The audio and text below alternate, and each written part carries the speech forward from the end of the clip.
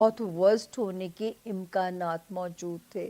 तो मैं बार बार कह रही थी कि ट्रैफिक के मामलात में मोहतात रहिए, सीक्रेट एनिमीज़ से अल्लाह की पनाह मांगिए, अपने ब्रेन एरिया को जितना काम रख सकते हैं उसकी कोशिश कीजिए। जो है बिग नो लिख दीजिए कि हमने स्ट्रेस नहीं लेना, क्योंकि ये वाला जो स्ट्रेस है ये सीधा मेरे लियोज़ को फिज़िकली भी डाउन कर सकता था। तो अल्लाह करे कि आपने इससे जो है ये, क्योंकि अभी भी यहाँ मौजूद है, यहाँ से इसके निकलना है 18th ऑफ अप्रैल को। तो टिल देन लियोज़ आपने अपनी कोशिश जारी रखनी है। मार्च ख़त्म हो रहा है, अप्रैल के 18 दिन रह गए हैं। तो अब आप बिल्कुल एक हाथ के फासले पे हैं, और यही सितारा जिसने मामलाती ज़िंदगी को स्लो किया, जैसे ये मूव करेगा आपके मामलात में फिर से तेज़ी आनी शुरू हो रही है। तो अल्लाह यहाँ पे आपके रास्तों को आसान करें। और ये था जी हमारे लियोज़ का इस हफ्ते के सितारों का हाल। अब आती है अगला सितारा, जिसकी बारी जोन बी का, वर्गो यानी कि बुर्ज सुंबला, जिनके पास अपनी तारीख़ पैदाइश नहीं है, लेकिन अगर आपका नाम उर्दू में पे से और इंग्लिश में पी से शुरू होता है तो भी ये सितारा वर्गो, और इसकी जो जनरलाइज इंफॉर्मेशन है ये मेरे वर्गोज़ को मदद कर दे सकती है अगर आपके नाम का ये इनिशियल है। तो जी वर्गोज़, अल्लाह का शुक्र है कि आज हम मार्च को क्लोज़ करने जा रहे हैं। शुरू करते हैं तारीख़ों से कि ये तारीख़ें आखिरी कैसी रहेंगी। 23 और 24 ऑफ मार्च, ये तो याद है वर्गोज़, हमने लास्ट भी इन पे बात की थी कि अपने लव्ड वंस के साथ इस टाइम को स्पेंड कीजिए, अपने बच्चों के साथ इस टाइम को स्पेंड कीजिए। तारीख़ें कोज़ी हैं, बेहतर हैं। 25 और 26 ये स्लाइटली स्लो तारीखें हैं। स्लो इन दिस सेंस, काम करने को दिल नहीं चाहेगा, कोई स्टमक तंग कर सकता है, कोई थोड़ी सी लेज़ीनेस तंग कर सकती है, या वर्क लोड आपकी सेहत पे बोझ डाल सकता है। तो यहाँ पे इस अलाइनमेंट को आपने सेटल करना है, बैलेंस आपने करना है। तो यहाँ पे अल्लाह पाक आपके लिए आसानी करें। उसके बाद वर्गोस, एक सितारा 12 जनवरी से आपकी रिलेशनशिप के अंदर कोई नई हरकत लेके आया है।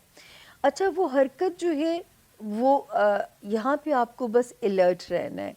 आपका पार्टनरशिप सिनेरियो है, आपकी अज़दवाजी लाइफ है, या सोशल रिलेशंस हैं, आपको इनको बैलेंस रखने के लिए जो है ना आपको वाइजली चलना है, ताकि इनका बैलेंस जो है वो आउट नहीं होना चाहिए।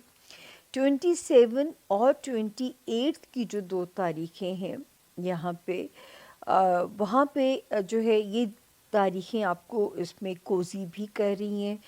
और मुझे लगता है कि टाइम ने मेरे वर्गोस की ख़ासी फ़ौजी ट्रेनिंग कर दी है, क्योंकि मैं अगर आपको पीछे लेके जाऊं वर्गोस, तो मार्च 8 मार्च, देखिए कितना मुझे याद रखना पड़ता है, 8 मार्च 2023 से ये सितारा डिस्टर्ब हो गया था, और इसने आपको रिश्ते निभाने की आपकी ट्रेनिंग शुरू कर देनी थी। अच्छा, ये भी यहाँ से निकला नहीं है। 16 नवंबर जो पिछला साल था 2024, उसमें इसकी इंटेंसिटी कम हुई। जहाँ तक मुझे डर था कि ये आपके रिश्तों में कहीं ब्रेकअप ना करा दे, ट्रांसफॉर्मेशन ना करा दे, नए रिश्ते एंटर हो जाएं, पुराने रिश्ते ज़िंदगी से रूल आउट ना आप कर दें। तो अल्लाह का शुक्र है कि जी ये यहाँ पे जो है सितारे की पोजीशन यहाँ पे बेहतर होती है। और जो है 27 और 28 की जो दो तारीखें हैं वो हमें इंडिकेट करती हैं कि इस वक्त भी आप अपने रिश्तों को रिपेयर कर सकते हैं, वाइजली मैनेज कर सकते हैं, और इंशाल्लाह ट्रेनिंग आपकी हो चुकी हुई है मेरे वर्गोस की। फिर 29 और 30, वैसे ही पैसे सितारे ला भी रहे हैं और ख़र्च भी करा रहे हैं, और खर्चे भी कुछ इस तरह हैं जो कि मेरे वर्गोस की मर्ज़ी के हैं। कुछ कंस्ट्रक्टिव खर्चे हैं, हो सकता है कुछ चीज़ें अच्छी लग रही हों, कुछ लोग अपने घरों को मैनेज कर रहे हों, कुछ लोग अपने रिश्तों में खर्च कर रहे हों, क्योंकि ये सितारे वैसे तो बड़े पीसफुल थे, इनको पैसे लाने चाहिए थे, लेकिन 4th ऑफ मार्च से भी एक सितारे ने उल्टा चलना शुरू कर दिया, एक सितारे ने 16th ऑफ मार्च से उल्टा चलना शुरू कर दिया। ज़्यादा खर्चों में इसने जो है ना आपको ज़रा आप पे बोझ डालना था, जिसने 16th ऑफ मार्च से रेट्रोगेशन के अंदर गया। फिर अल्लाह ताला भी ऊपर प्यारे हैं, उनको तरस आता है, वो अल्लाह पाक जो 70 माओं से ज़्यादा प्यार करते हैं, वो अपना एक बड़ा प्यारा सा नुमाइंदा भेजते हैं यहाँ पे 20th ऑफ मार्च को। अल्लाह करे आपको लगा हो कि इसकी रोशनी से शायद अब आपके लिए अखराजात को मैनेज करना आसान हो गया है, तो ये यहाँ पे इसका एक पॉजिटिव रोल नज़र आता है और ये अल्लाह के हुक्म से आपके अखराजात को ज़रा मैनेज करेगा। और फिर एक सितारा मेरे वर्गोस का 10th ऑफ फरवरी से तो बहुत सॉलिड हो गया, हालांकि ये पिछले साल यहाँ आया था वर्गोस मई में, लेकिन लास्ट ईयर 10th अक्टूबर के बाद से ये ज़रा स्लो हो गया। इस साल 10th ऑफ फरवरी से ये फिर एक्टिव हो गया। जो वर्गोस शोहरत के ख्वाहिशमंद हैं, वर्गोस आप लोगों के लिए हफ्ता क्या मामलात लेकर आएगा। डेट से 24th ऑफ मार्च से 30th ऑफ मार्च। इस हफ्ते में 2 मेजर इवेंट्स, एक तो सबसे पहले सूरज ग्रहण है 29 को है, उसके हवाले से डिटेल मैंने आपको वीडियो के आगाज में बताई है। उस डिटेल को, इस इंफॉर्मेशन को जानना सबके लिए बहुत ज़रूरी है, स्पेशली फॉर यू गाइस, क्योंकि आपके 7वें घर में ये ग्रहण लगने जा रहा है जो कि बहुत बहुत मेजर चेंजेस को लेकर आ रहा है। दूसरा सैटर्न की ट्रांजिट है जो एक बहुत अरसे से मैं आपको बता रही थी कि ये एक मेजर रोल अदा करेगा, और ये क्यों, किस तरह, कैसे करेगा, ग्रहण के हवाले से इंफॉर्मेशन सब कुछ वीडियो के आगाज में है। वीडियो को शुरू से ज़रूर देखिएगा, देखेंगे तो आपको ये पार्ट ऑफ द वीडियो समझ में आएगा। आपके 7वें घर में ऑलरेडी बहुत से प्लैनेट्स आ चुके हैं और अब तो कहते हैं एक झुरमट सा है आपके 7वें घर में। आपकी पर्सनल लाइफ के हवाले से अगर बात की जाए तो यहाँ पे बहुत चांसेस बनेंगे, जहाँ पे जो लोग सिंगल हैं, रिश्ते आ रहे हैं, बिल्कुल आ सकते हैं, और आप लोग की एक पर्सनल इमोशनल लाइफ में एक हलचल सी यहाँ पे रहेगी। और उस हलचल को आपने कैसे सेटल डाउन करना है, कैसे मैनेज करना है, एक तो ये चीज़ बड़ी इंपॉर्टेंट रहेगी। उसके लिए इम्पॉर्टेंट क्या होता है कि आपको अपनी कंपैटिबिलिटीज चेक करानी होती है। यहाँ पे एक हम कहते हैं लाइफ का मेजर इवेंट आ सकता है। Major event in terms of जहाँ पे कोई रिश्ते का तय पाना होता है, और जिनके ऑलरेडी रिश्ते तय पा चुके हैं, ज़रूरी बात उनके लिए है। इसको हम कहते हैं कि रिश्ता तय हुआ होता है, उसमें गड़बड़ आ जाती है, एकदम से ऐसे लगता है कि रिश्ता तय पाया हुआ ख़त्म हो रहा है, मिस्टेक्स, मिसअंडरस्टैंडिंग्स, इस तरह के इश्यूज पैदा होते हैं, और वो आपकी मिसकम्युनिकेशन की वजह से होते हैं। आप कहना कुछ चाह रहे होते हैं, अगला कुछ समझता है, अगला कुछ समझ रहा होता है, आप कुछ कहना चाह रहे होते हैं। ये एक इस वक्त का सबसे बड़ा प्रॉब्लम होता है, जहाँ पे आपको अपनी बात क्लैरिफाई करना या कम्युनिकेट क्लैरिटी के साथ कीजिए। ये बात सबसे ज़्यादा इम्पॉर्टेंट है।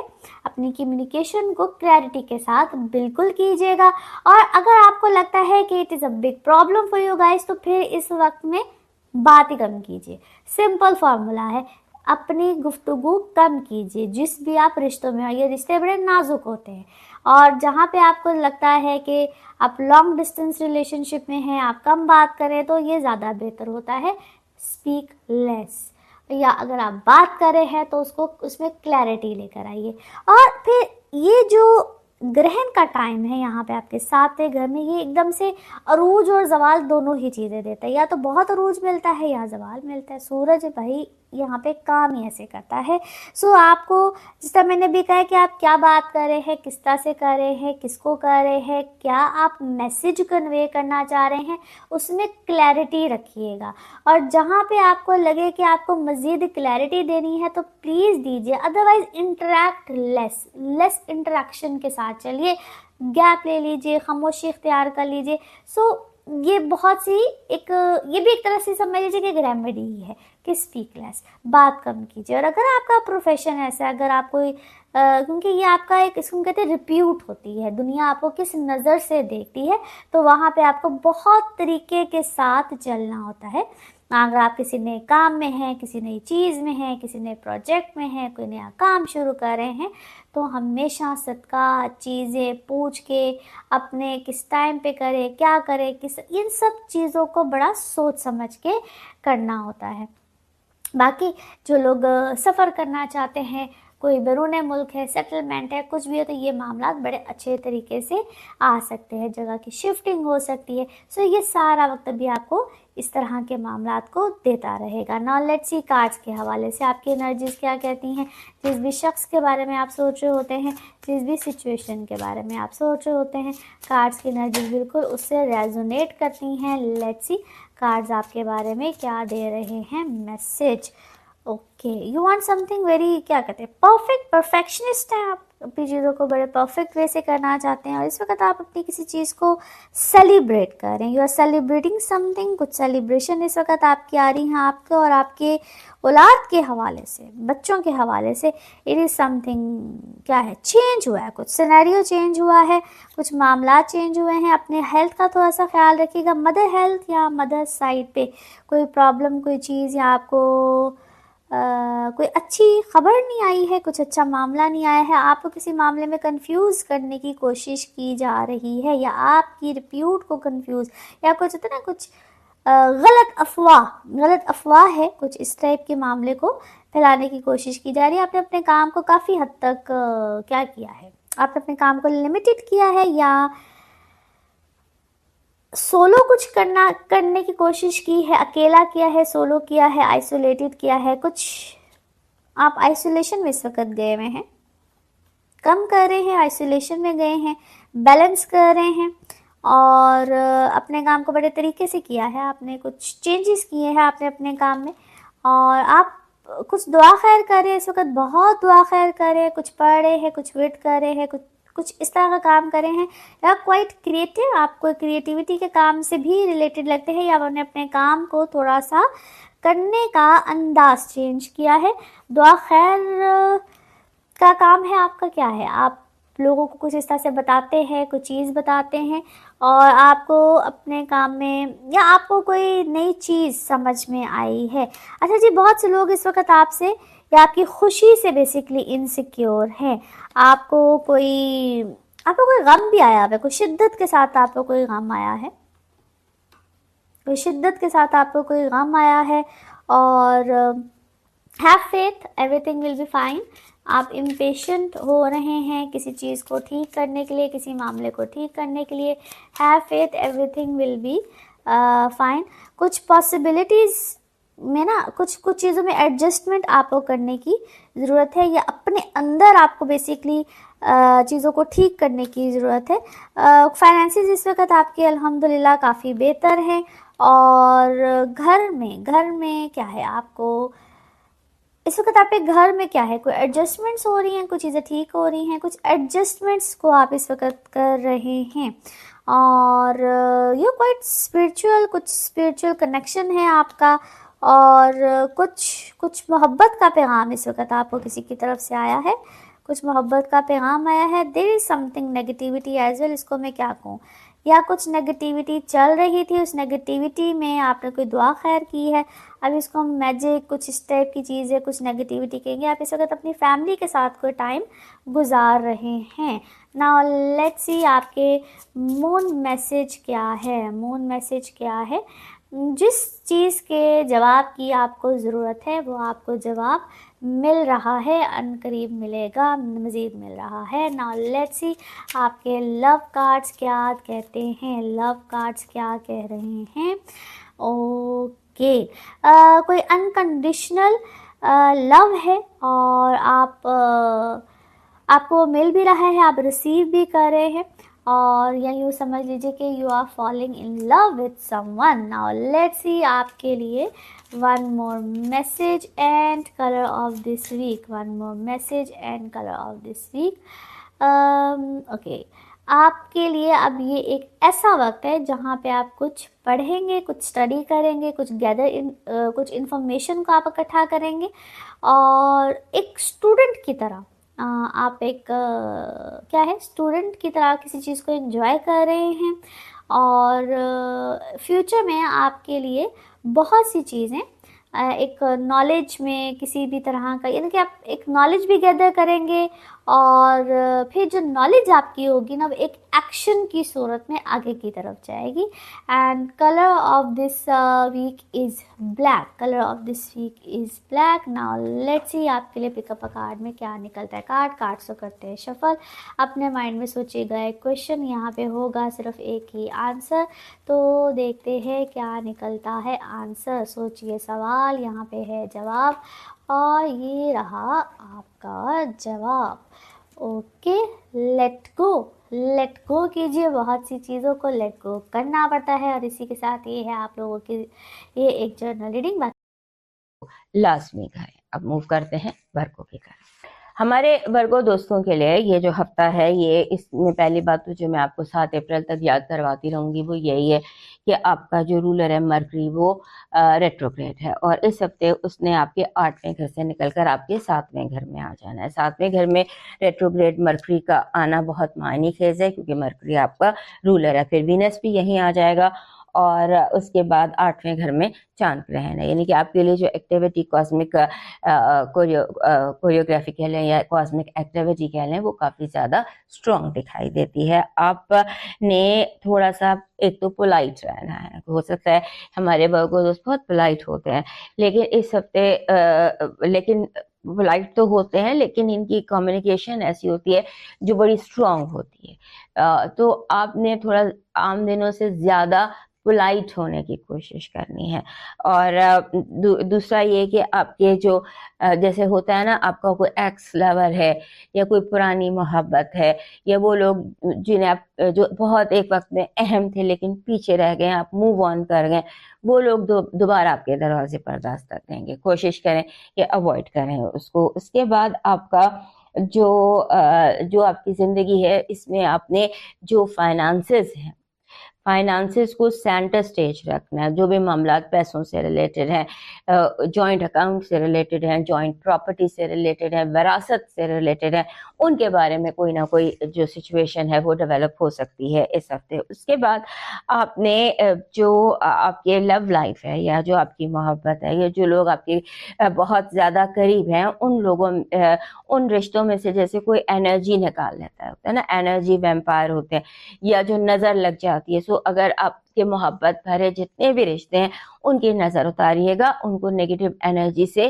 क्लीन कीजिएगा, ताकि वो जो टॉक्सिक लोगों की वजह से या किसी भी वजह से वो डिस्टर्ब ना हो। आपने किसी भी तरह के पैनिक से अपने आप को बचाना है। इस हफ्ते आपको एंजाइटी भी हो सकती है, आपको पैनिक भी हो सकता है, आपको बेचैनी घबराहट का हमला भी हो सकता है, तो अपने आप को इससे बचाने की कोशिश कीजिएगा। और उसके साथ साथ आपके जो 7th हाउस है वो एक बार फिर एक्टिव हो जाता है। 7th हाउस होता है शादी का, रिलेशनशिप्स का, जो भी आपके अहम रिश्ते होते हैं, वहाँ पर राहु और पहले ही मौजूद थे, राहु और सैटर्न और राहु जब इकट्ठे होते हैं तो ये जो कार्मा होता है उसको बहुत एक्टिवेट कर देते हैं। तो अगर आपने किसी का दिल तोड़ा है तो वो फिर कार्मा, या अभी आपने किसी का दिल जोड़ा है, या जो आपने भला किया रिश्तों में, वो आपके सामने आता है।